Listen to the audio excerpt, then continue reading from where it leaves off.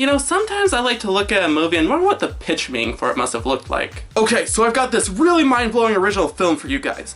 It's never been done before. A group of kids meet an alien. You mean E.T.? No, what I meant was a group of kids have to defend their house. That's Home Alone. Wait, no.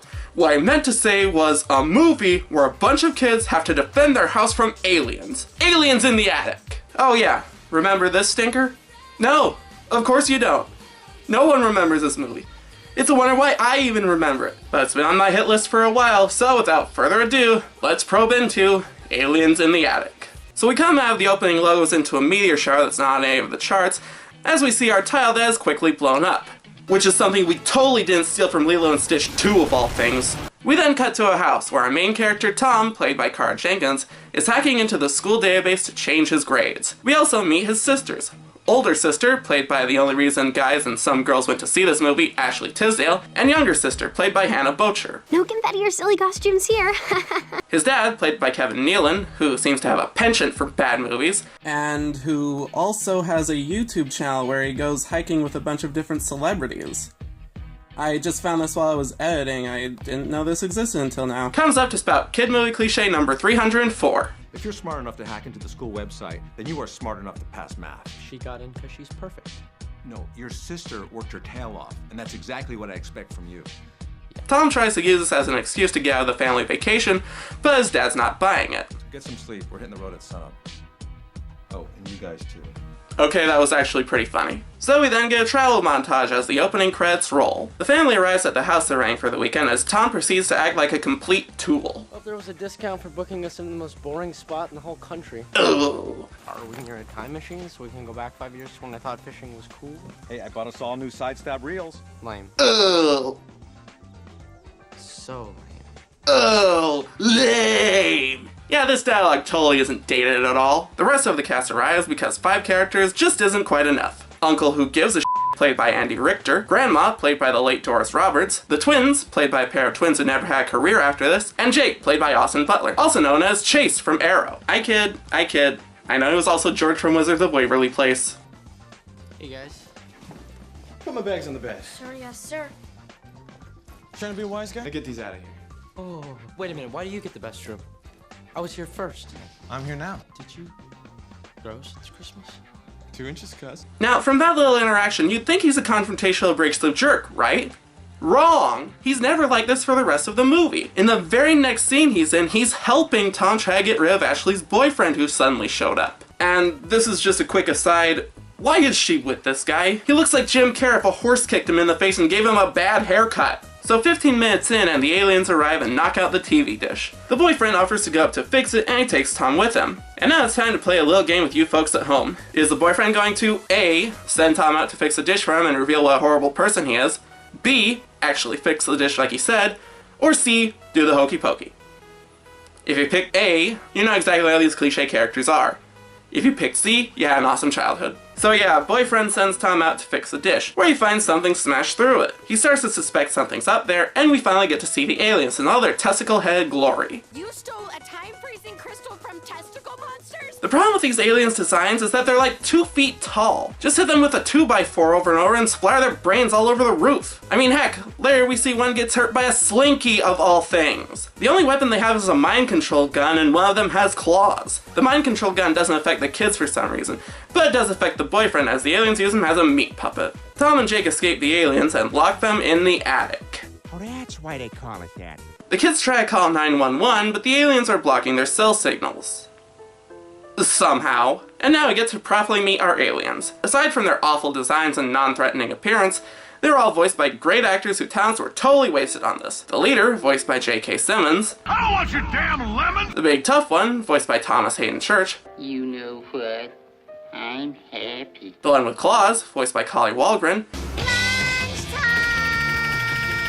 And kid movie cliche number 48, the only nice alien, voiced by Josh Peck. It's spherical! When I say wasted talents, all they thought to do to make them sound like aliens was pitch up their voices. Was get them? Not clearing up? Someone was obviously distracted. I was following the plan. I mean, really, what's with this chipmunk garbage?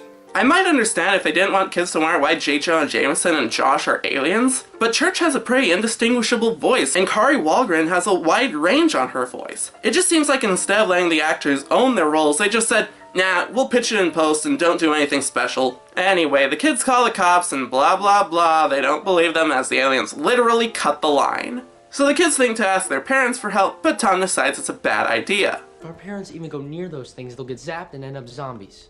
Our own parents will attack us. But even then they could still help, give you advice on what to do. But we can't tell anyone. Okay, you're an idiot. Jeez, this sure is a lot of trouble to ensure the use of kid movie cliche number 99,210. Only the kids can know/do anything about the danger. But the little sister went to tell the adults, and of course they don't believe her. And then the other kids come in and say it was a game. So back with the alien says, oh, please don't remind me of a bear movie I could be watching. What the? By the rings of Zircon. Makes no sense. They were fighting. Now their lips are hugging.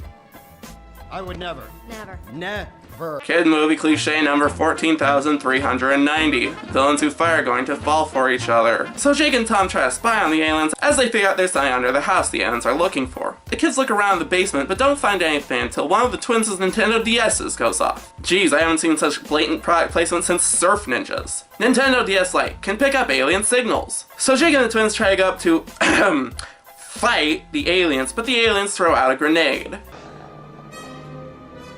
Oh, crud.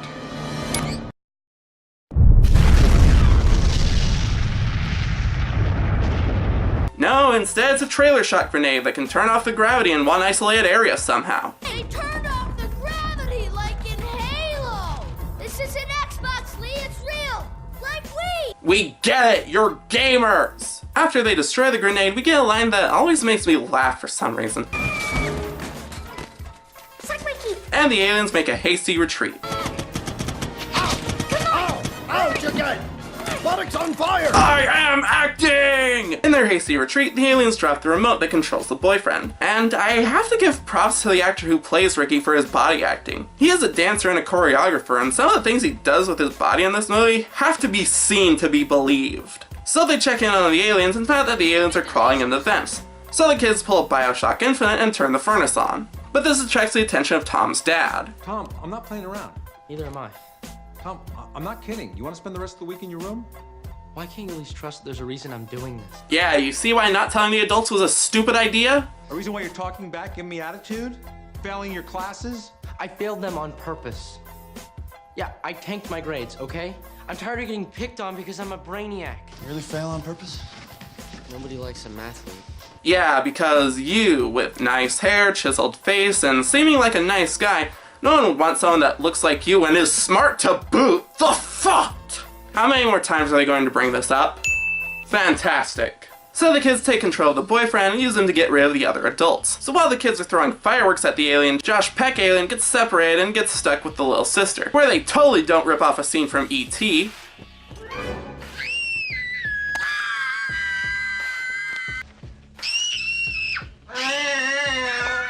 And here we get kid movie cliche number 8,662, where the little sister starts to bond with Josh Peck alien. The others decide to trust Josh Peck alien, and he shows them what the other aliens are looking for. And guess what? The adults didn't take Grandma with them. So guess what's going to happen now? Exactly what you expect happens as they attempt to take Josh Peck alien back. During the scuffle, the kids manage to capture the commander alien in a cooler. I'm sorry, man. I'm sorry they got him. Sweetheart? Don't ask. So the kids talk with the sheriff, and before he can find the commander, the parents arrive and ask him to stay for dinner. Come on, buddy. I'm sure you can let these kids off with a warning. Look at them. 1, not your buddy. 2, notice that your vehicle is missing a front license plate. 3, how about I write you up a ticket? How about I start acting? I guess an hour off won't kill anyone. Uh-oh. How are the kids going to defeat the aliens while keeping it from the adults? To make matters worse, the aliens captured Jake and the commander escapes from the box. Why he didn't do this sooner, I have no idea. And he uses the boyfriend to steal back Josh Peck alien, but one of the twins uses Grandma to help get away. And now we get an admittedly impressive fight scene between the boyfriend and Grandma. Yeah, it is kind of obvious Doris Roberts was using a stunt double for most of it, but I just love the idea of an old person kicking the crap out of a younger person, even if it isn't of her own volition. Oh, and now Ashley knows about the aliens, with less than 25 minutes left to go. So the aliens find what they're looking for. Build machine. Now. No. Throwing me down here with it won't make me do it either, you know. So the kids go down to the basement only to find Jake and the boyfriend. Ashley tries to explain what's going on to him and... Bethany, why do you want to waste our time playing hide and seek and kill the aliens with your stupid brother and your dumb little cousin? Don't talk about my family like that. I suddenly care about my family even though I'm barely in this movie. I'm going straight to Annie's. Oh yeah? Well, good riddance, you loony. So Josh Peck Alien constructs the machine, and after they rescue him, we found what the machine does. It gives people seizures and turns the aliens giant. But when all hope seems lost, Tom comes up with an idea. He uses the machine to turn the aliens gun giant. But shouldn't it be big enough for a giant one of them to be able to wield it? And then we get kid movie cliche number 2905. Adults thinking bad thing is part of the show. Open your eyes, people. There's only one answer. Media shower. But Tom, using his brains, manages to land a mind control thing on the commander, as we get our final fight between a mind controlled commander alien and the other one as Josh Peck Alien manages to reverse the machine, which explodes for some reason. Did Michael Bay take over directing at the last minute? But what about the invasion? Retreat! Retreat! The machine is destroyed! We have been outsmarted by the humans! Retreat! Oh, that was easy. And blah blah blah, Josh Peck Alien can't stay, I'll be right here, tug at your heartstrings music, I'm good being me, blah. Oh, come on, please end.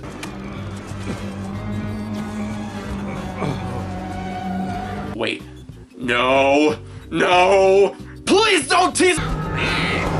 Oh, thank you. And before the credits roll, we get a really entertaining scene of Tom and Ashley embarrassing the boyfriend in front of some other girls. Yeah, this was pretty bad. It's not horrible, but it's certainly not good. The acting is decent all around, even from the kids. The effects haven't aged too terribly, but they still look pretty fake. The fight scenes are fun and kinda cool, and there are some pretty funny moments too, but other than that, it just doesn't do anything to stand out. The characters are all so bland and forgettable, they might as well not even have names. And it's just so predictable. It's just a cliche written by the books forgettable kids movie. I'd asked to be neuralized so I could forget this movie, but I've already forgotten it.